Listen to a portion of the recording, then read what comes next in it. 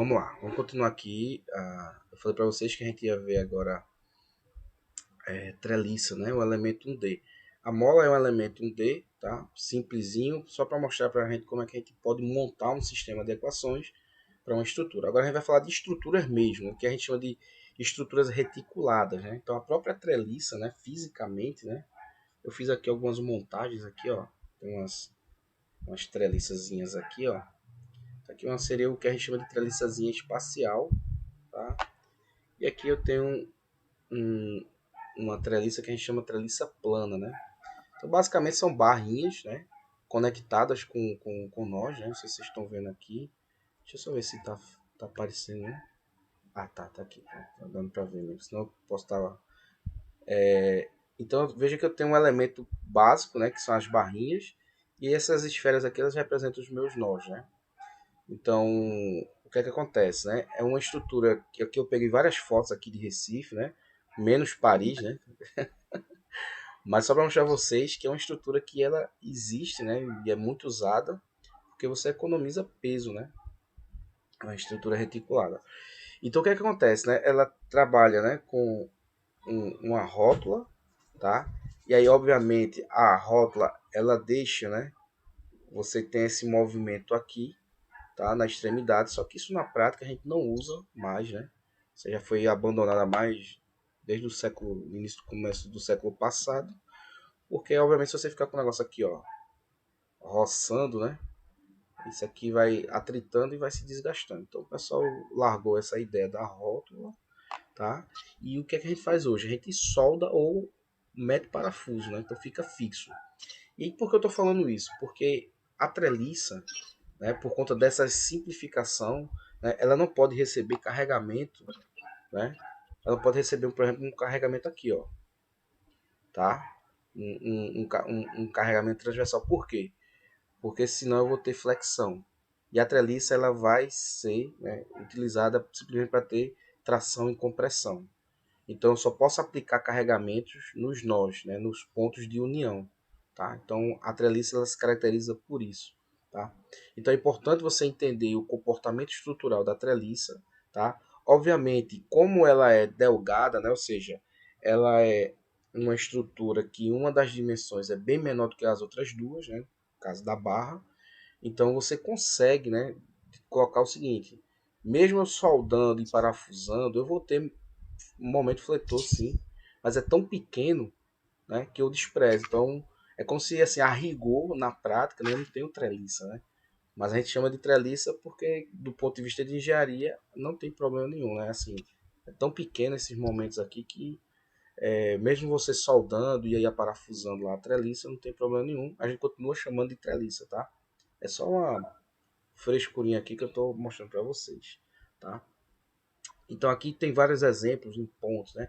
E aí uma coisa que vocês têm que entender, a questão do comportamento, tá? Porque se você comprar lá um perfil I da Gerdau, tô fazendo propaganda aqui não, né? Mas se você comprar lá na Armafel um perfil I, o que vai dizer se ele vai ser uma treliça, uma viga ou um pilar, vai ser o quê? A forma como ele vai ser montado na estrutura, tá? Percebam essa questão do comportamento, tá? Do elemento. E aí, claro, vocês estão vendo aqui nas fotos que cada barrinha dessa, cada trelicinha dessa, já é discretamente um elemento, né? Então ela vai se juntar, tá? Então eu tenho ela aqui, ela poderia ser rebitada, soldada, né? E é muito utilizado, né? Em telhado, enfim, é muito comum, tá? Então a gente hoje faz essa solda, né? Então, e como ela é muito delgada, né? Então, mesmo que você esteja soldando e existem esses carregamentos que tendem a fazer uma flexão na bichinha aqui, que a gente diz que não pode acontecer isso, né? É tão pequeno que a gente despreza isso. Então, o fato de não ser rotulado, né? Não ter uma rótula ali, né? Que desliza, né? E aí, se ela deslizar, aí não vai ter flexão, tá? E aí, o que acontece? A gente fala o seguinte, na treliça, né? Você só pode aplicar carregamento nos pontos de conexão, nos nós, tá? Se você vê um cara aplicando um carregamento, né, transversalmente aqui na treliça, corra, porque isso aqui não foi feito para isso, tá? Então tenha cuidado, né? Ou então você cortar aqui, né? Já teve casos de caras dizendo, não, Eu quero passar com a máquina aqui e essa treliça está atrapalhando. Corta ela para poder passar, né? E aí o telhado arriou aí na cabeça do povo, né? O pessoal não entende a importância dos elementos. Um outro conceito que é importante aqui é que é o seguinte, tem uma lei de Hooke também que a gente usa para tensão e deformação do elemento, tá? Então, quando a gente for lá no presencial, eu vou mostrar para vocês, porque tem algumas pessoas que não fizeram mecânica, né?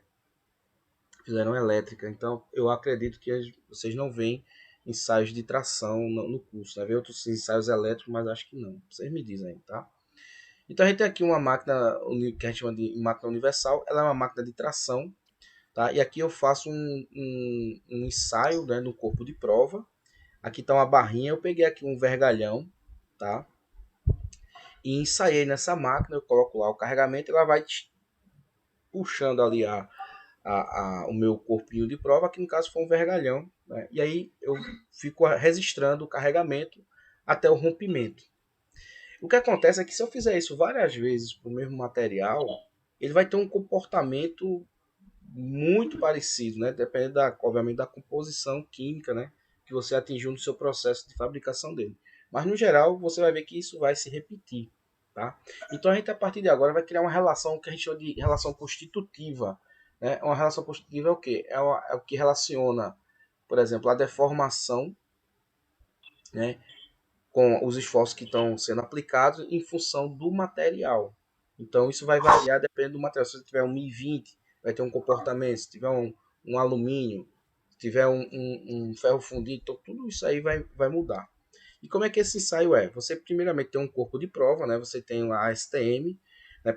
Tem vários tipos de corpo de prova, que é só uma foto do livro, tá? Lá eu vou mostrar para vocês os corpinhos de prova que a gente usa. E a gente usa tudo padronizado, né, para poder comparar. Então a gente tem que ter, né, um diâmetro, um comprimento L inicial.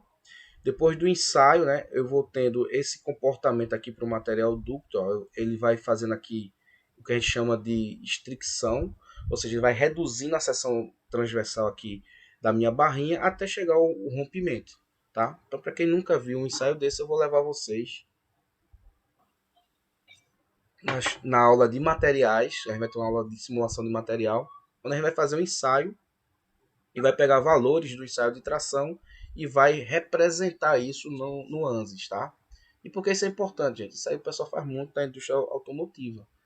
Porque o cara não vai confiar em tabela. O cara diz, então bota ali no ensaio, aí ensaia o material, pega os valores reais, faz o ensaio no computador, vê se representa, pronto, agora eu posso usar essas propriedades no meu componente real, tá? Então a gente vai fazer esse mesmo procedimento. E aí depois ele rompe, né? E aí eu tenho um comprimento que ele alongou, né? Veja que tem uns pontinhos aqui, ó, que são as marcações para dizer onde era o L inicial e depois agora eu vou ter um L final. Claro que isso aqui você junta, né, e faz a medição. E aí ele me gera curvas, tá? E essas curvas aqui, elas vão relacionar a tensão e a minha deformação específica, tá? Ou seja, quanto ele deformou, tá? E ela tem um comportamento interessante, né? Essa curva ela é bem característica. Se você pegar, por exemplo, essa barrinha aqui, que é um Mi 20, né? 1010, né? Mais ou menos isso. Ela tem exatamente muito parecido esse comportamento. É bem legal.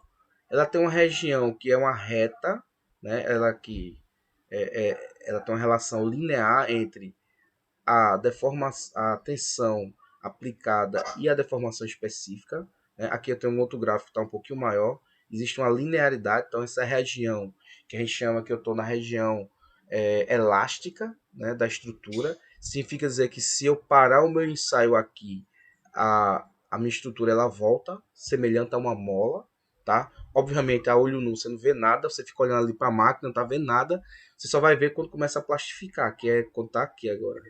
Aí aqui não volta mais não. Se você parar o ensaio, vai ficar a barrinha com a estricção. Mas se você começar o ensaio e parar abaixo desse valor aqui, né, do que a gente chama de limite de escoamento, ela volta para a posição inicial. Só que isso é tão pequeno que a gente nem consegue enxergar.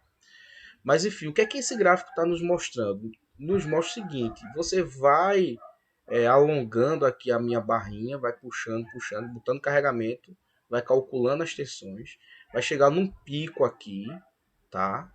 Vai chegar num pico aqui, e depois ela decresce e vai à ruptura. Isso que a gente está vendo aqui, isso aqui é o que a gente chama de curva de engenharia. Porque, na verdade, enquanto eu estiver puxando aqui o meu corpo de prova, a força vai aumentando sempre, né? Que é o que a gente chama de curva real e curva de engenharia. Lá na frente eu vou falar mais, tá? Agora vamos só analisar isso aqui. E aí eu tenho aqui uma tensão final que a gente chama de tensão de ruptura. Então eu tenho dois conceitos básicos, né? Limite de escoamento, que é essa tensãozinha aqui, tá? Em algumas literaturas você vê sigma y, tá? Que é de Elder, né?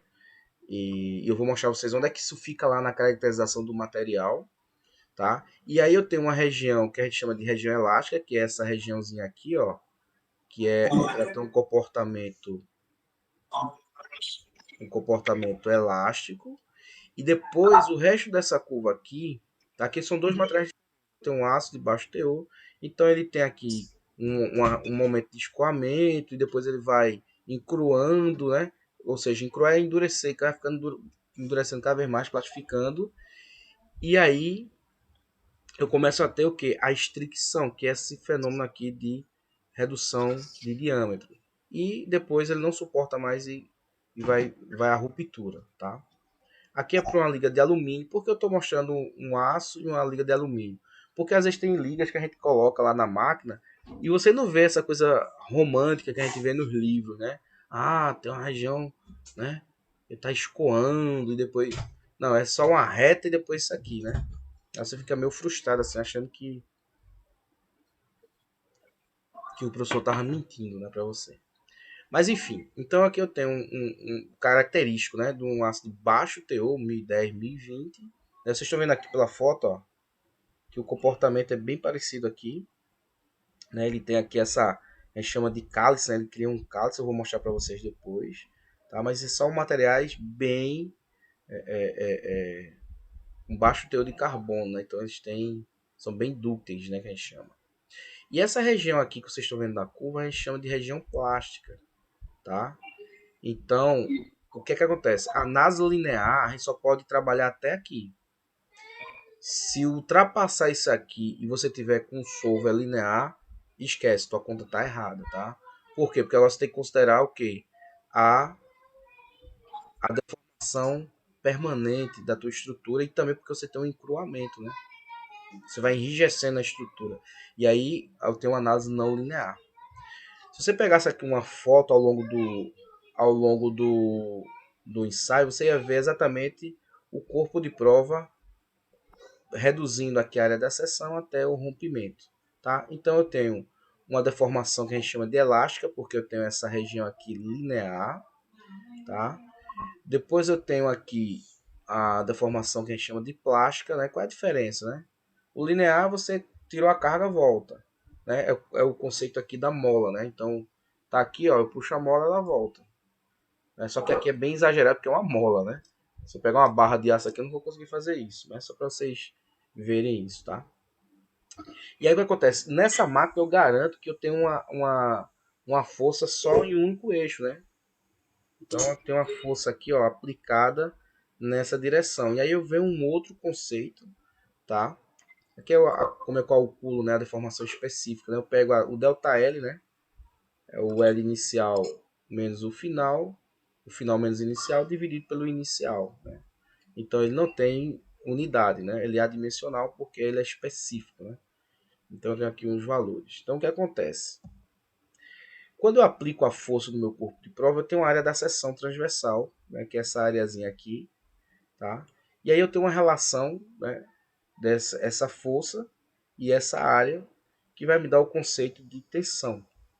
Né? Então a força sobre a área num corpo sólido, né, a gente chama isso de tensão. Tá? Isso aqui eu estou chamando de tensão porque ele é uniaxial. Tá? Então, na média, né, eu tenho uma tensão média aqui. Tá? Depois eu vou mostrar que isso não acontece assim, do jeito que a gente está pensando. Né? Mas isso é uma simplificação do ensaio uniaxial. Em contrapartida, eu sei que eu agora achei uma relação entre sigma, a tensão, e a deformação específica. Então, entre esses dois, da mesma forma que tinha na mola entre a força e o X, eu tinha um K. Então, eu acho também uma constante, tá? Que ela vai representar as propriedades do material. Porque veja que esse gráfico aqui é diferente desse porque eu estou com aço aqui é alumínio. Então, cada um vai ter uma inclinação distinta aqui, ó, nessa região linear. E a gente chama isso de módulo de elasticidade, tá? Então, a relação, né, o carinha que faz a correspondência entre as deformações específicas e minha tensão, né, no caso aqui a tensão uniaxial, é o meu modo de elasticidade. Então, para a gente aqui, né, que vai começar a fazer uma análise linear, eu preciso informar para o meu solver, né, o modo de elasticidade ou o módulo de Young também. Vocês vão ver esse nome lá no solver, tá? E também depois vou estar falando para vocês, tá? Que é a razão de Poisson, né? Que obviamente vocês estão vendo aqui que eu estou considerando que eu só tenho uma deformação uniaxial, mas ela deforma também, né? Ele faz esse pescoço, então eu tenho uma contração. E aí, para representar essa contração, eu tenho uma razão de Poisson. Eu vou estar falando isso mais na frente, quando a gente estiver falando de elementos tridimensionais. E aí, agora você já pode pegar isso aqui e já fazer umas continhas para dimensionar algumas coisas legais. Então, o que é que você faz? Você usa esse limite de escoamento, que é isso aqui você dá no ensaio, e você vai projetar. Então, se você quiser garantir que a estrutura não fique deformada permanentemente, né? E muito menos que rompa, né? É o que a gente não quer. Então, o que, é que você vai fazer? Você vai fazer suas continhas, né? Baseada onde? No limite de escoamento e no CS, no coeficiente de segurança. Tá claro que isso é normatizado, né? Para cada tipo de norma. E aí você tem o conceito de tensão admissível. Ou seja, eu vou fazer meus cálculos, eu vou dimensionar qual é a área da seção aqui, porque obviamente o carregamento você tem, né? O cliente diz, olha, eu quero suspender uma estrutura de 4 toneladas, né? Eu tenho aqui um limite de escoamento que eu pego do meu ensaio, e aí eu faço o cálculo da área da seção. Então, qual é a seção transversal que vai suportar o carregamento e aquele material? Aí coloco um coeficiente de segurança, porque você não tem certeza de tudo, e aí você consegue calcular, tá? Para materiais frágeis, ou materiais dúcteis, né, você usa o limite de escoamento, e para materiais frágeis você usa a tensão de ruptura, tá? Seria esse valor aqui. Porque o material frágil ele faz isso, ó, vem aqui e já rompe. Ele não tem esse comportamento aqui, né, de plastificando. Ele vai lá e rompe. E você só tem praticamente aqui uma linha, né? Então você usa a tensão de ruptura, tá? São conceitos de projeto. Bem, eu tenho esse conceito agora de tensão e deformação. Isso aqui é o que a gente chama de relação constitutiva. Lá atrás eu falei de quê? De equação de equilíbrio, né? Eu preciso equilibrar a estrutura, né? O somatório das forças de um momento tem que ser tudo igual a zero. E agora eu tenho uma outra equaçãozinha que é a tensão e a deformação, que é uma relação constitutiva, tá? Então, a análise vai ter que fazer o quê? Eu tenho que obter o equilíbrio, né, das forças e dos momentos, tá? Eu tenho que relacionar de forma compatível, né? Isso aqui é o que a gente chama de equações cinemáticas, certo? Ou seja, como é que a estrutura está se movimentando e se deformando, tá? Isso aí a gente chama de equações, né? Aqui seriam equações, né? Deixa eu botar aqui, equações de equilíbrio, né? Tá aqui o nomezinho equilíbrio. Aqui seriam equações que a gente chama de cinemáticas, tá? Eu vou colocar aqui o cinemático, tá? E aqui são as equações constitutivas, né, que aí relaciona a tensão e deformação. Isso diz respeito ao material. Obviamente, esse conceito a gente já tem ideia. Poxa, se eu tenho uma estrutura de aço, ela é muito mais resistente do que uma estrutura de plástico. Isso no dia a dia da gente, a gente já é acostumado com isso, né? Então, isso é a relação constitutiva. Então, essas três equações aqui eu vou ter que satisfazer, tá? Então, vamos lá. A treliça, como eu já tinha falado para vocês, elas só vão sofrer esforços de tração e compressão, porque o carregamento ele é aplicado simplesmente nos nós, né? Ou nos pontos de ligação entre elas. E aí agora o elemento de barra, né? Por que a gente chama de barra? Porque a barra ela pode ser uma treliça, pode ser e pode ser também uma coluna ou um pilar, né? Depende de como você vai montar a sua estrutura. Observe a semelhança com a mola. Então é a mesma coisa, ó. Eu tenho uma força, eu tenho os nós aqui IJ, tá? A diferença agora é que eu tenho uma área da seção transversal e tenho agora, porque eu fiz um ensaio de tração, e agora eu entrei com um novo conceito, módulo de elasticidade, que é o que dá a relação constitutiva do material, tá? E aí o que acontece? Eu preciso saber como essa estrutura se Ó, desloca, eu né? estava lendo lá o manual lá do termal e ele disse que por conta daquela relação lá entre velocidade e pressão, né? E por ele manter uma constante, a diferença constante de temperatura, ele não precisa de compensação, nem de pressão, nem de temperatura. Eu ia passar isso para tu, mas não deu tempo. Está lá no manual, Ô, aí Marco, faltou eu também no conceito genérico do termal. ô, Então, Marco, teu microfone tá aberto, isso. ele Eu vou desligar teu microfone, porque eu tô confundindo. Não sei se tu tá me perguntando alguma coisa. tem uma relação entre pressão e deixa eu, e e a velocidade, tá certo? E a outra relação é que a diferença de temperatura é constante, entendeu? Tem sempre mantendo aquela temperatura, diferença de temperatura constante, então também a temperatura não precisa. A compressibilidade é praticamente em relação ao GLP e natural é 0,999, quase 1. Então, geralmente é arredondado para 1, né? Tu tá perguntando pra mim ou tu tá conversando com alguém no escritório, Marco? Eu tô. Eu não escutei direito, não. Eu vou desligar teu microfone. A água. Ainda bem que você tava trabalhando, Marcos. Se fosse outra coisa, isso não é complicado. Mas vamos lá. Coisas da aula virtual. Então, o que acontece? Eu vou querer saber, né, uma, uma funçãozinha, né, uma equaçãozinha que representa o deslocamento aqui, né? Isso aqui eu tenho os deslocamentos nodais, tá? Da minha estrutura, tá? Relacionada a I e J. Depois a gente vai descobrir o que são esses termos aqui, tá? Lá na frente vocês vão entender. Então, como eu fiz lá o ensaio de tração, então vamos olhar para a barrinha agora, né? Então eu já sei que a deformação específica é o que? É o ΔL, né? Ou seja, é o comprimento inicial, o final menos o inicial dividido pelo inicial, tá? Então eu tenho essa relação de quanto ela se distendeu especificamente. Então, olhando para cá para os nós, né? Então eu vou ter o quê? O meu ΔL, né, vai ser essa diferença como a gente já tinha visto lá na mola. O J menos o I vai ser um delta, tá? Sobre L. É como eu calculo minha deformação específica. E aí o que acontece, ó? Eu sei lá da minha equação constitutiva que a minha tensão está relacionada com a deformação específica por meio do módulo de elasticidade ou módulo de Young, que é uma coisa que eu extraio do ensaio de tração, que eu vou fazer lá para vocês verem como é que a gente pega isso. Então é relacionado com o material da minha barra, tá? Que aqui, no caso, ela vai funcionar como uma treliça, tá? Eu também sei, né, que como eu só tenho carregamento uniaxial, tá? Que é isso que a treliça se propõe a fazer, né? Só vai suportar esses esforços, tá? Então eu tenho força dividida pela área.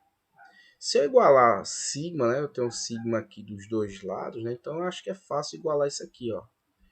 E aí eu vou achar uma relação bem legal, né? Porque eu vou separar aqui a força, vou separar o meu delta aqui, ó, que é o meu deslocamento total que a barra sofreu, e veja que sobrou esse termo aqui, ó, é A dividido por L.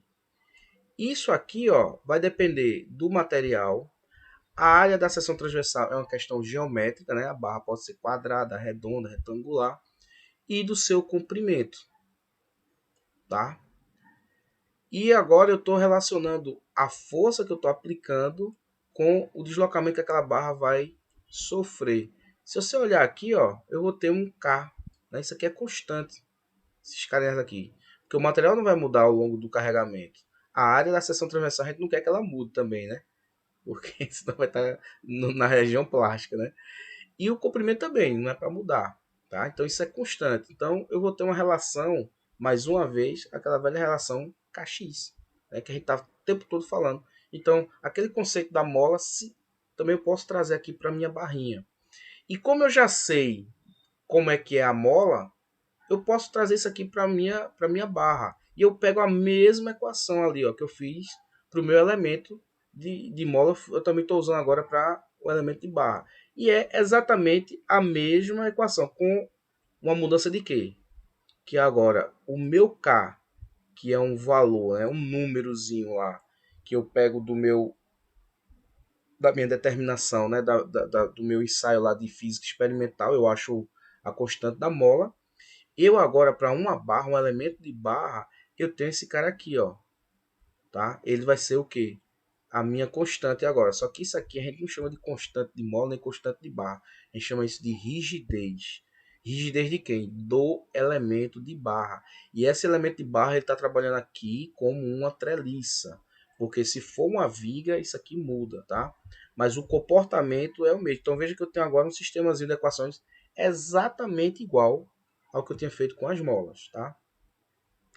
Aqui é uma atividade que a gente pode fazer depois, tá? Mas eu não vou fazer aqui, tá? Isso aqui é um exemplinho, né? Eu botei um carregamento, um vão, né? E coloquei lá no ANSYS, né? Mas eu vou fazer aqui ao vivo para vocês, com outra coisa que eu quero mostrar que é bem importante, tá? Aí veja só, aqui eu estou falando de uma barra na horizontal. Uma estrutura treliçada, ela tem barras na vertical, barras inclinadas, né? Isso. E aí, como é que eu faço para fazer o método da superposição, tá? E aí é onde, por isso que eu coloquei isso aqui, eu não estava nem lembrado porque eu tenho botado essa figura aqui, tá? Mas é por conta disso aqui agora. Porque eu preciso agora montar a estrutura, seja lá a posição da minha treliça, tá? E aí vem um conceito importantíssimo. Veja, a minha barra, ela continua, né, com essa mesma equação, não muda. Só que eu tenho um problema seguinte, né? Tem barra na vertical, na horizontal e inclinada. E aí imagina essa situação aqui, ó. Eu tenho uma estrutura real, que elas são assim, eu tenho barras, né? Eu tenho treliças que são inclinadas, estão na horizontal e na vertical. E aí vem um conceito que tem do elemento finito, que eu chamo de sistema de coordenadas global e sistema de coordenada local, tá? Do ponto de vista macro da estrutura, eu tenho um sistema global, tá? Onde a estrutura como um todo vai se deslocar, né? Mediante esses carregamentos aqui. Então eu chamo isso aqui de coordenadas globais. A questão é que essa equaçãozinha aqui, né, do elemento que eu peguei, né, ele é feito para o elemento. Só que se o elemento estiver inclinado em relação ao sistema de coordenada global, eu preciso ter um sistema para rotacionar esse cara, né? Porque aqui eu tenho, por exemplo, um ângulo de 30 graus. Então eu preciso separar essa barrinha e dar um tratamento diferente. Isso a gente já fazia lá em estática, né? Você ia somar as forças, mas você tinha que pegar os componentes verticais e horizontais e aí você podia somar. É a mesma coisa aqui, ó. E aí eu tenho um conceito de sistema de coordenadas local. Local por quê? Porque diz respeito ao meu elemento, né? A minha treliça, tá? Então sempre vai ter essas correspondências a partir de agora. E como é que eu faço isso? É seno e cosseno, como a gente fazia lá na estática, né? E aí eu vou ter uma matriz de transformação para fazer isso, onde ela vai relacionar os deslocamentos. E aqui a gente faz uma anotação, né, onde o U, V e W minúsculo, né, diz respeito ao deslocamento do elemento, né? E quando ele está maiúsculo, diz respeito ao deslocamento da estrutura como um todo. E eu tenho uma matriz de transformação que vai fazer exatamente essas rotações aqui para mim, tá? Onde o M é o cosseno de θ e seno de θ. Isso faz com que, no primeiro momento, eu calculo, né, os deslocamentos dos elementos e depois eu transforme isso para o deslocamento geral da estrutura. E por que isso, professor? Porque veja que na mola eu fiz, obviamente, tudo na horizontal, então eu não tinha preocupação com inclinação. Agora não, agora eu tenho uma treliça real, que é uma barra, e ela está com várias posições distintas, né? Então eu preciso fazer a mesma conta, né? Eu preciso realmente criar uma relação entre os deslocamentos e as forças né, globais, né, da estrutura, e eu preciso fazer essa correspondência. Né? Obviamente eu não vou mostrar isso aqui, né, mas aí eu chego nessa matriz de transformação, tá? E aí eu tenho uma matriz de rigidez da estrutura, tá? Ou seja, eu transformei cada barrinha dessa, rotacionei para poder fazer o sistema de superposição e ter o casão, né? O casão é a matriz de rigidez da estrutura, tá? E o casinho é a rigidez de cada barra, né? De cada treliça. Mas assim, bicho, mas como é isso, né? A gente vai fazer aqui um exemplinho. Mas resumindo, né? O que é que a gente fez até agora? Então a gente faz o quê? A gente vai montar, né? Para nossa sorte, aquele sisteminha de mola e o sisteminha de treliça, né? E depois de via, vocês vão perceber que ele já é discreto, né? Ele é cada pedacinho, né? Forma a estrutura como um todo, né? Depois a gente vai pegar uma coisa tridimensional e dividir também pedacinhos da mesma semelhança que a gente fez aqui com o sistema de treliça, né? Então o que é que eu faço? Eu tenho que ter uma matriz de rigidez de cada elemento. Tá aqui. Matriz de rigidez de cada elemento. Isso aqui não muda. Isso aqui está lá na biblioteca guardadinho. Tá? Eu vou criar a matriz de rigidez da estrutura como um todo. A partir de quem? Da rigidez de cada um. Então eu vou fazer um somatório. Só que para somar isso, eu preciso fazer a transformação, né? Porque eu não posso somar essa barra inclinada com essa aqui na horizontal. Eu preciso colocar todo mundo na mesma linha, como diz a história, para poder fazer a somação, o somatório, né? E aí eu sempre tenho aquela relação, né? A vetor de forças, vetor de deslocamentos globais da estrutura e a matriz de rigidez global. Tá? Aplico as condições de contorno, né? Coloco as restrições, né? As fixações da estrutura e a força. E aí eu vou calcular os deslocamentos. Tá? Faço o cálculo do deslocamento. Veja que aqui o meu K está com a inversa, né? Porque obviamente um cálculo matricial, eu não posso simplesmente dividir, né? O sobre K, né? Isso aí é matricial. E depois eu faço o cálculo das reações de apoio, da mesma forma que eu fiz lá com a molinha, né? Eu calculei, achei para onde estava deslocando as coisas e voltei com o cálculo para calcular o deslocamento, né? Depois que eu tenho essas forças internas, eu posso calcular as tensões, tá? Então aqui eu tenho, por exemplo, uma estrutura tridimensional que eu parti em pedacinhos menores que segue essa mesma sequência, tá? Faço a rigidez da estrutura baseado na rigidez individual de cada elemento, tá? Monto esse sistema de equações, vai ficar um negócio gigante, né, de acordo com os graus de liberdade que eu tenho da minha estrutura, tá? A estrutura, quando ela não tem restrições, o determinante é igual a zero, e aí significa dizer que vai ter movimento corpo rígido, por isso que pode dar esses erros, né? Foi o que aconteceu semana passada. Tá? Quando eu meto restrição, o meu determinante ele fica diferente de zero, tá? Porque agora eu não tenho mais a singularidade, né? Minha matriz vai ficar não singular, tá? E aí eu consigo calcular os deslocamentos da estrutura, né? Tem os deslocamentos para onde é que a estrutura está indo, calculo as deformações e depois calculo as forças internas e tenho as minhas tensões, tá? Esse aqui é a sequência do que a gente está querendo fazer. Eu vou mostrar aqui com um exemplo prático, tá? Prático eu digo assim, um exercício, né? A gente vai fazer ele todo aqui na mão, né? Na verdade já está pronto, né? E depois a gente vai fazer nuances, né? Para mostrar para vocês isso aí. Então o probleminha é esse aqui, né? Eu peguei do livro, tá? E ele manda a gente fazer essa continha, né? A gente faz a continha todinha aqui, dessa estrutura treliçada, e depois a gente vai usar o ANSYS, tá? E aí o que acontece? Isso aqui, claro, foi feito à mão, né? É um cálculo analítico, e a gente tem que representar isso no ANSYS. Então, a partir do momento que eu consigo representar um cálculo analítico, ou pegar dados experimentais e consigo comparar com fidelidade isso no ANSYS, isso demonstra não que a ferramenta presta, porque a gente sabe que ela presta, é que o analista está sabendo o que está fazendo. Então, o que é que a gente faz aqui? Ó? Veja que eu tenho as barrinhas aqui, as minhas treliças. Primeiro eu vou numerar aqui os elementos. Então, cada barrinha dessa vai ser um elemento. Elemento 1, elemento 2, 3, 4, 5, 6. e tem os nós, tá? Então aqui eu crio uma planilha onde eu tenho a numeração dos elementos. Isso é feito realmente na ferramenta, tá? Eu tenho uns nós, porque eu tenho a correspondência, e tenho o ângulo θ, tá? Então, obviamente, o elemento 1, o θ é zero, porque ele está na horizontal. A barrinha 4, né, a transição 4, o que acontece? Ela é 90 graus porque ela está na vertical. E as outras, né, que é a 2 e a 5, elas estão com ângulo, uma está com ângulo de 45 e a outra de 135. Porque aí eu vou precisar fazer a transformação para poder somar todo mundo, tá? Então, a partir de agora vocês vão ver o passo a passo, tá? E aí, obviamente, eu tenho um sistema de coordenadas global, né, que respeita a deformação de toda a estrutura, e o local, porque diz respeito a cada um dos elementos, tá? Aqui ele dá o módulo de elasticidade, as unidades estão, não é muito legal, né, porque tem unidades inglesas, mas a gente vai fazer assim mesmo para não ter que converter, tá? E eu também vou aproveitar e mostrar para vocês como fazer isso dentro da ferramenta, né, para que vocês não fiquem fazendo conversão dentro do com calculadora, né? Mas vamos lá.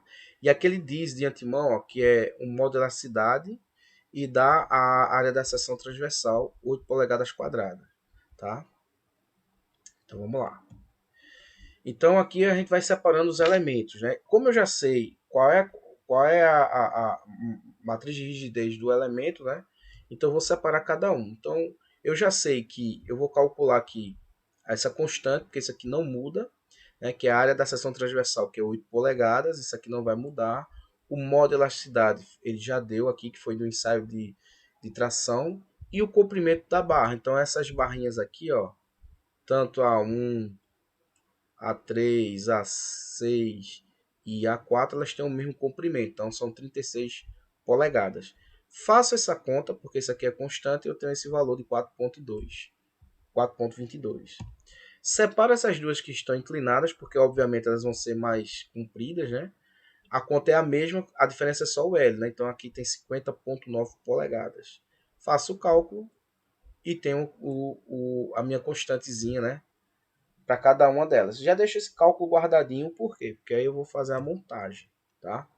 Agora, o que é que eu faço? Veja que o elemento 1, o elemento 3 e o elemento 6 eles estão todos na horizontal. Isso quer dizer que eu posso calcular e vai ser exatamente igual para todos os três. Então, eu vou pegar aqui o elemento de barra, tenho aqui o sistema global, sistema local, tá? E tenho aqui a correspondência dos elementos.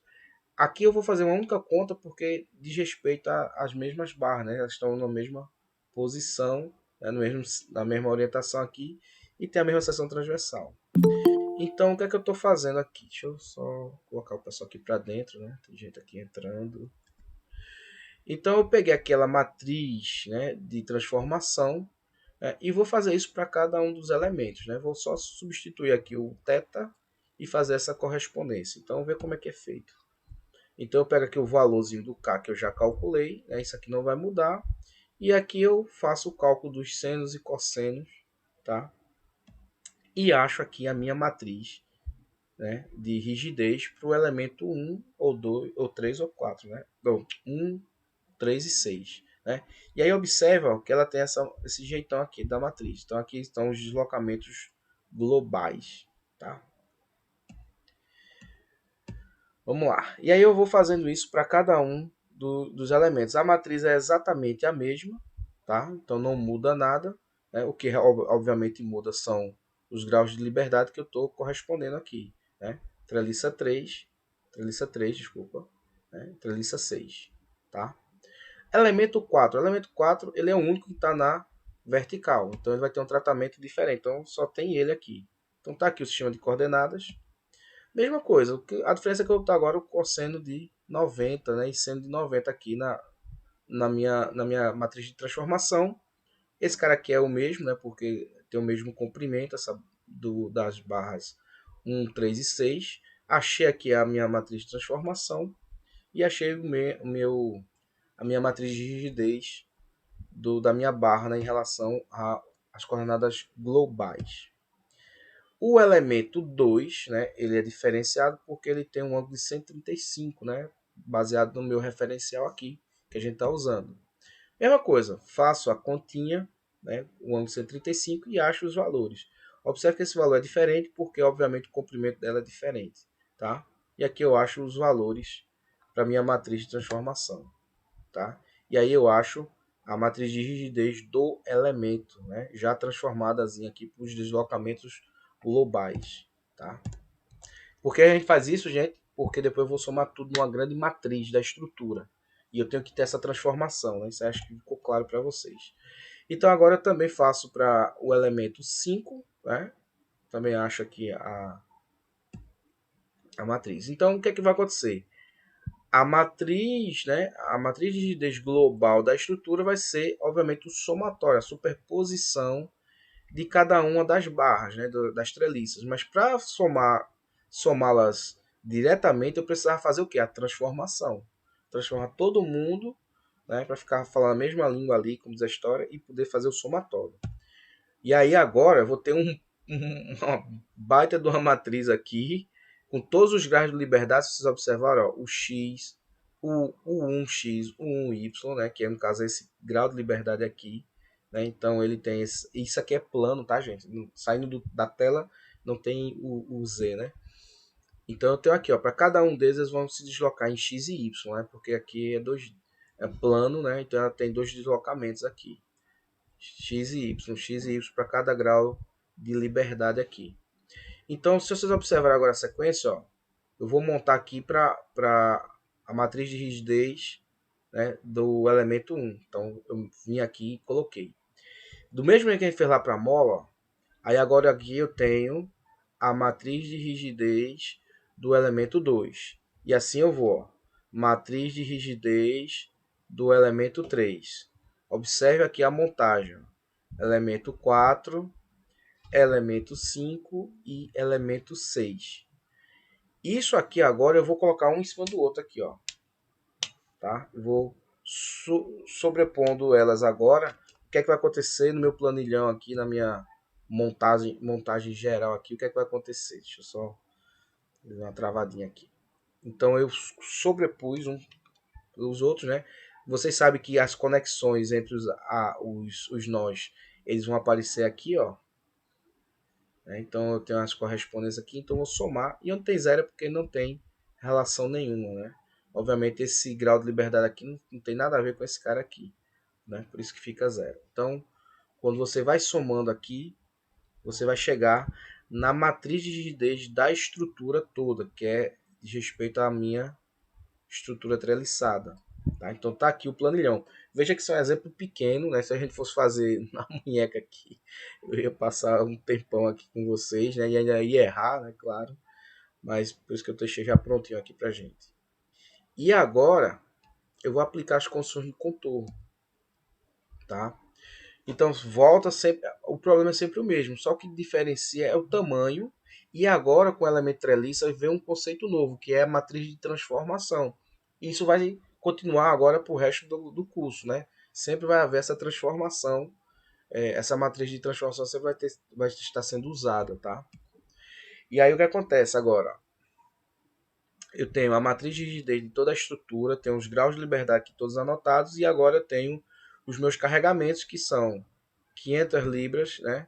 Força aqui no grau no nó, veja que é sempre no nó, tá? O carregamento, tá? Senão a estrutura não fica como treliça, né? E aqui no nó 4, né? Do elemento de barra 4 aqui. Então tá aqui o carregamento, o resto não tem carregamento, então é zero. Tá? Então é esse sistema aqui que a gente vai resolver para achar aqui os meus deslocamentos de cada nó. Como cada nó vai se comportar agora no todo. E aí aquela mesma estratégia, ó. Veja, aqui, esse cara aqui e esse cara aqui estão fixados no insert aqui, né? Então, isso aqui não se movimenta. Então, eu já sei previamente que isso é zero. Então, eu vou cortar ele aqui do meu, do meu cálculo aqui para reduzir o meu problema. Posso cortar, né? Porque ele nem vai o grau de liberdade 1 aqui nesse movimento em X nem Y, porque ele está travado aqui. Tá? Da mesma forma, o 3, né? E aí eu corto a linha e a coluna. O 3 também, né? Então também corto, né? E aí o que sobrou, que aí esses caras aqui vão se movimentar, né? O 4, o 2 e o 5 eles vão se movimentar e eu não sei para onde é que eles vão, né? Cada grau de liberdade. E aí eu separo agora numa nova matriz cortando esses caras. Então eu fico só com o que realmente eu não sei. Os outros estão travados, então eu sei que é zero. E agora eu vou resolver esse sistema de equações e vou determinar cada um dos graus de liberdade da estrutura. Como é que eles vão se comportar em x e y, né? Deslocamento. E aí eu vou achar os deslocamentos, né? E aí, claro, a gente bota isso no Excel onde você quiser, ou faz na mão, se tiver com vontade. E aí você vai achar os deslocamentos de cada um dos, do, dos outros graus de liberdade. O 1 e o 3 eu já sabia que era zero, né? Então já estava aqui, não precisou calcular. E aí eu monto aqui os deslocamentos. Agora eu vou pegar esses deslocamentos e vou descobrir agora os esforços, né? As reações aqui, que obviamente vão acontecer aqui no nó 1 e 3. Eu preciso saber. E obviamente eu vou saber quais são os esforços internos aqui para calcular as tensões em cada um desses elementos. Tá? Então agora eu vou fazer o quê? Eu vou calcular agora as reações, né? Então a reação ela vai ser dada por quem? Pela matriz de rigidez vezes os deslocamentos que eu sei, obviamente menos as forças externas, né? Porque agora eu quero saber isso aqui. Então, ó, aqui eu tenho as reações em cada um, né, dos meus graus de liberdade. Pego agora aquela matriz que eu já tinha calculado, pego os deslocamentos que eu previamente calculei e coloco aqui os esforços que eu já tinha, né, os esforços externos. E aí agora eu vou determinar as reações. Então eu descobri aqui, ó, por exemplo, para esse cara aqui eu tenho uma reação, ó, de 1500, tá? Veja que interessante, né? Eu tenho um carregamento de 500 aqui, esse cara aqui está sofrendo em x, né, nesse sentido aqui, 1500 em y, 0, tá? E assim vai. Para o R3, né, veja que os outros são zero porque eles se deslocaram. Quem se desloca não tem reação. Quem está travado vai ter uma reação, né? Isso é uma regra básica. E aqui, ó, no grau de liberdade 3, a gente também calculou, ó, então ele tem aqui para x, ele tem um deslocamento, obviamente, né, um esforço contrário aqui de menos 1500, né? Vocês vão ver na simulação para onde é que essa estrutura está indo. É importante você entender para onde ela está indo, né, e o que é que essas reações estão representando. Tá? E veja que ele tem uma reação em Y aqui, ó, de 1000 libras. Tá? E aí vocês vão entender.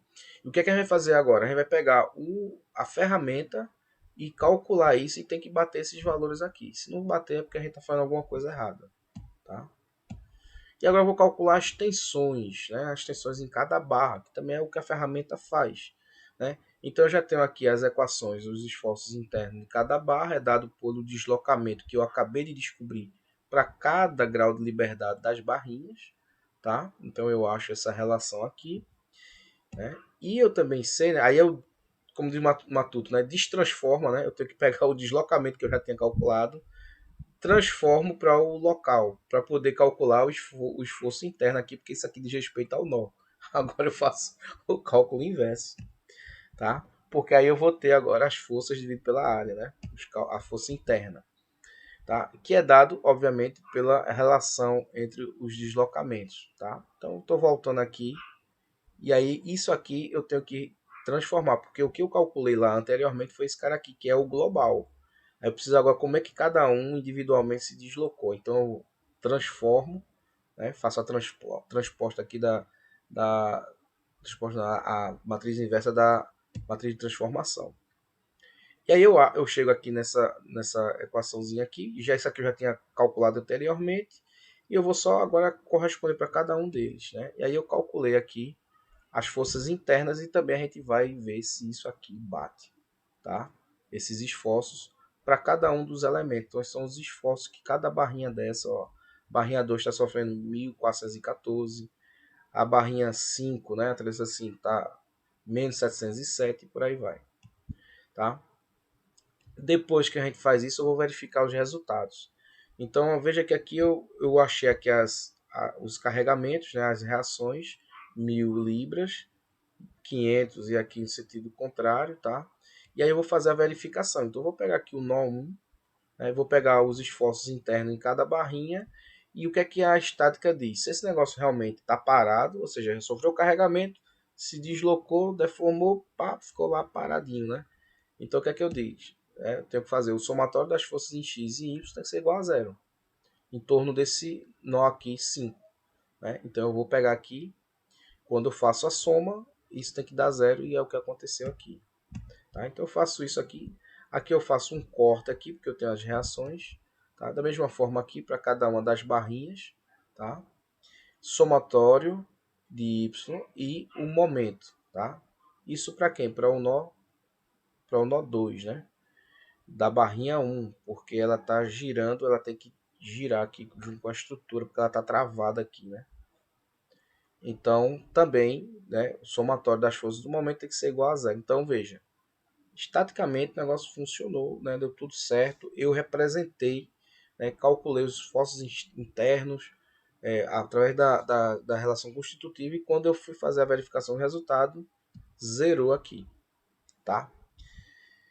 Então, agora, tem uma atividade que eu vou passar para vocês, tá? Eu vou pensar o que é que eu vou mandar para vocês. Tem essa estruturazinha aqui para vocês dimensionar, tá? Então eu coloquei um carregamento aí de 500 kg, né, em cada um, P1 e P2, e usar um aço estrutural A36. Observe que eu só estou dando essa informação. Se você vai usar ela quadrada, retangular, uma barra, um metalon, sei lá, um perfil I, né? Aí você é o projetista, né? Vocês são os projetistas, tá? Deixa eu ver aqui para a gente não se estender muito, senão eu não consigo fazer a parte prática.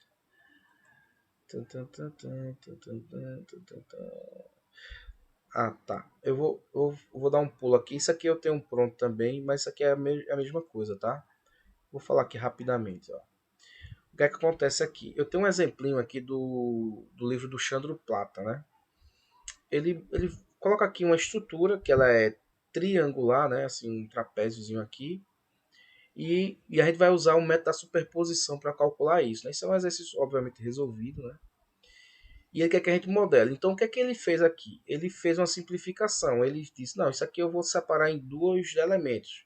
Elemento 1 e elemento 2. Então, eu vou usar o mesmo método, né, e calcular isso aqui, mesmo não sendo, né, exatamente do jeito que ele estava prevendo. Obviamente, a gente sabe que vai ter um erro. Né? E aí ele faz a continha, veja que ele faz a mesma montagem, né, faz a montagem das matrizes de rigidez, né, calcula os esforços, e aí aqui eu vou passar mais rápido, porque já está o passo a passo aqui, já está pronto, né, calcula as reações, tá? Mas é só para mostrar para você o seguinte, que aqui, ó, veja, aqui eu tenho uma estrutura reticulada, perceba a ideia. Eu tenho uma estrutura reticulada, que a barra representa o elemento. Aqui eu tenho uma estrutura contínua, que eu estou representando, né, simplificadamente por duas barras, né, que não tem um formato original. Né, isso, claro, dá uma diferença. E aí eu faço a mesma continha como é que se diz, com o método da superposição, né, para os dois elementos, né? E aí eu faço o cálculo aproximado, claro que não vai ser. E aí você diz assim, professor, e se eu quisesse mais exato? E aí, claro, você fazendo isso aqui, ó, faria mais elementos. E quanto menor o elemento, ele ia se aproximar exatamente, né? Cada elemento ia ficar cada vez mais próximo de um retângulo, né? Se eu pegar um incremento aqui bem pequenininho, isso praticamente vai virar um retângulo. E aí eu posso transformar tudo em pequenos retângulos, né? Posso discretizar. Então, ou seja, a fidelidade do meu modelo vai dizer respeito ao que? Ao tamanho do elemento que eu estou usando. Aqui eu fiz um elemento bem grosseiro, né? Peguei um bem grandão aqui e calculei, tá? Isso é só um exemplo de como você pode pegar uma estrutura contínua e simplificar. Tá? Usando essa mesma lógica, né, que a gente está usando de superposição e elementos unidimensionais, eu posso usar também para, por exemplo, o Transcal, que é um forninho mufla que a gente tem lá no IF, né, que a gente usa para fazer tratamento térmico. E basicamente esse cara aqui tem uma parede, né? Então eu fiz um exemplinho aqui pegando uma parede composta, né? A gente tem aqui uma parte de aço, uma parte de refratário, tá? Então eu peguei aqui um exemplinho simples e fiz essa modelagem aqui. Internamente ao forno eu tenho um fluxo de calor, né? Tenho aqui o isolamento e aqui eu tenho a parte de chapa e eu dividi esse problema também em dois elementos, tá? E aqui eu tenho, obviamente, da parte externa aqui, que é a sala, né? Eu tenho uma convecção. Então veja que agora a gente já está em Transcal, né? E aí a ideia aqui é mostrar o seguinte, né? Com esse mesmo sisteminha de elemento de barra, né? Eu vou, obviamente, pegar a equação diferencial, né? Que é a derivada segunda aqui da temperatura, né? E vou fazer as minhas continhas aqui. Claro que isso aqui, para resolver, eu vou integrar isso aqui duas vezes, vou achar as constantes, né? E no final eu vou ter um perfil de temperatura, que obviamente a gente já sabe que é uma reta, tá? E aí eu preciso saber só quem é A e quem é B. Tá? Eu integrei isso aqui duas vezes e achei o perfil de temperatura, né? Que é o que eu quero saber nesse carinha aqui. Tá? E aqui eu coloquei as condições de contorno para x0, né? Que é 0, e aqui x igual a L. E achei os valores das minhas constantes e joguei aqui na equação do Fourier, né? Que diz respeito ao fluxo, né? E aí eu tenho a minha equação entre T1 e T2, né? A relação aqui. E aí eu faço o meu cálculo, tá? E aí agora eu vou montando, para cada elementozinho de barra desse, eu vou aplicar a equação de Fourier, né, discretizada aqui, ó, para cada um, tá? Então, o nó 1, nó 2 e nó 3, tá? Então, nó 3, o nó 1 de um lado eu tenho um fluxo, né, do outro eu tenho um Fourier. O nó 2 eu tenho um Fourier dos dois lados, eu tenho condução. E o nó 3 eu tenho de um lado eu tenho o Fourier, a condução de calor, e do outro lado, né, no outro nó 3, eu tenho a convecção, né, que é de respeito à sala. Tá? E aí o que acontece? Da mesma forma eu vou criar as matrizes de rigidez da estrutura. Veja que eu tenho aqui o sistema de equações, eu estou só organizando ele. Tá? E aí eu vou agora, ó, fazer a matriz de rigidez de um elemento térmico aqui. E o que eu estou querendo saber é quem é T1, T2 e T3, que é a distribuição de temperatura. Né? Isso aqui são os carregamentos, né? O equivalente ao carregamento. Tá? De um lado do fluxo e do outro é convecção natural. E se você olhar a correspondência, é a mesma historinha lá do Kx igual a F. Tá? Só que aqui eu estou usando temperatura, né? E obviamente propriedades termofísicas. Tá? E aqui está o correspondente. É assim que eu faço também esses cálculos térmicos com elementos finitos. Fazendo elementozinho McFlu. E por que eu estou mostrando isso? Porque quando eu for mostrar os elementos unidimensionais, você vai ter exatamente elementos térmicos, elementos que simulam, né, comportamento hidráulico também das estruturas. Então eu tenho aqui uma adutora, né, um sisteminha aqui de distribuição de água, tubulações, bombas. E aí eu tenho um exemplinho também com a rede de dutos, né, onde eu tenho aqui as vazões, né, e aí eu separo em alguns elementos, elemento 1, elemento 2, cada tubulaçãozinha dessa eu separei como um elemento. Tá? Obviamente a vazão que entra tem que ser igual a que sai, né? Continuidade, né? E aí eu estou usando aqui a equação de Poiseuille para fazer a resistência, né? A passagem do fluido. E aí veja que eu estou usando a mesma figurinha eu usei aqui do elemento de barra, né? Só que agora as propriedades são outras, né? Eu tenho pressão, né? Tenho a resistência, né? Ou seja, perdi carga aqui ao longo dela e tenho a vazão, né? do meu elemento. Veja que eu estou usando o mesmo conceito, só mudou as propriedades físicas, né? E obviamente a forma de montar, né, é exatamente a mesma, né? Então eu vou fazendo aqui as equações e faço a montagem aqui do elemento, né, para cada barrinha dessa. Tá? Então eu tenho uma relação entre pressão, vazão e tenho aqui a minha matriz, né, que seria a minha matriz de rigidez, no caso aqui a minha matriz, né, de resistividade aqui da perda de carga. E aí eu faço isso do mesmo procedimento, para cada um dos elementos, né? Eu tenho todas as matrizes de rigidez de cada elemento, faço a montagem da matriz global, né? Tenho aqui todas as vazões, né? E aí, mesma história, ó, Kx igual a F, né? Eu tenho essa relação também, matriz de rigidez, só que aqui não é rigidez, né? A mesma coisa aqui, ó. Eu posso pegar uma estrutura, né? E aí eu posso discretizar e criar vários elementos aqui e fazer as continhas. Tá? Isso aqui fica para vocês brincarem em casa. Então aqui eu só queria mostrar com esses exemplos, né, que eu estou usando a mesma estrutura, né, matricial para fazer várias, vários cálculos, né, distintos, né. Aqui é uma outra atividade também, depende do semestre que eu passo, que ele faz o seguinte: eu tenho uma chapa, ela tem um furo, tá, um furo passante, tem um carregamento de 400 newtons, e aí a gente pode pegar aqui e discretizar, ó, em 4 elementos, né, e aí a gente faz aquele sisteminha das molas, né, então faz aquela mesma história da superposição, e a gente calcula e depois leva isso para o ANSYS, né, para ver se as continhas batem, né. Tá? Aqui é um outro exemplinho também, uma outra atividade, que é de um forno. Aqui eu tenho várias propriedades e tenho aqui uma parede composta, né, para fazer a mesma continha, né? Isso é uma outra atividade. Mas eu estou passando aqui rápido e eu vou dar uma pausa nesse vídeo para não ficar lento, porque agora eu quero falar de viga, também um pouco rápido, porque aí eu quero fazer a parte prática para que vocês possam fazer as atividades, as próximas atividades, tá? Que a gente continua ainda com elementos 1D, só que trabalhando com vigas, tá? Deixa eu parar aqui o vídeo.